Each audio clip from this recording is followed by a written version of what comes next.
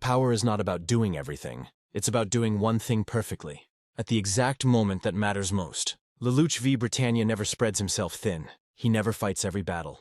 He never wastes his strength. Today, we explore Law 23 of the 48 Laws of Power. Concentrate your forces. Welcome back to Silent Requiem.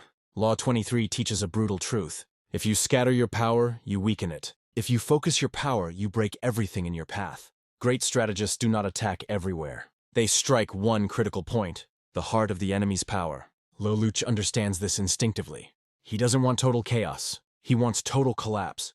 Lelouch never fights for territory alone. He fights for leverage. When he attacks, he targets leadership, decibels, command centers, morale. Rather than destroying armies, he destroys the reason armies exist. This is why his victories feel sudden and overwhelming. Key examples of Law 23 in action. Clovis la Britannia.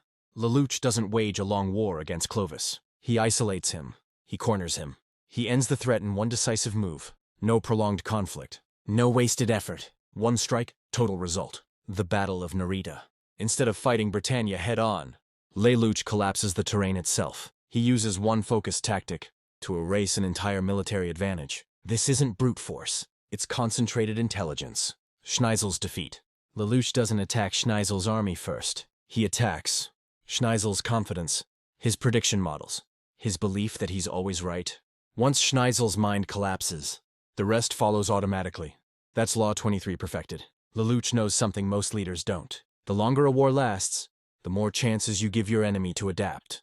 That's why he prefers short wars and decisive victories, overwhelming final moves.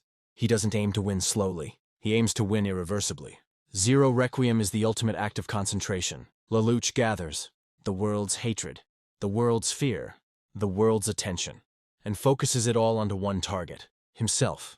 One death, one moment, one outcome. That's not chaos. That's perfect focus. But concentration alone isn't enough. In the next episode, we explore how Lelouch makes the world depend on him completely, so that even when he falls, his influence remains. If you enjoyed this episode, like, comment, and subscribe to Silent Requiem for the next episode. Power doesn't need to be everywhere. It only needs to be where it matters most.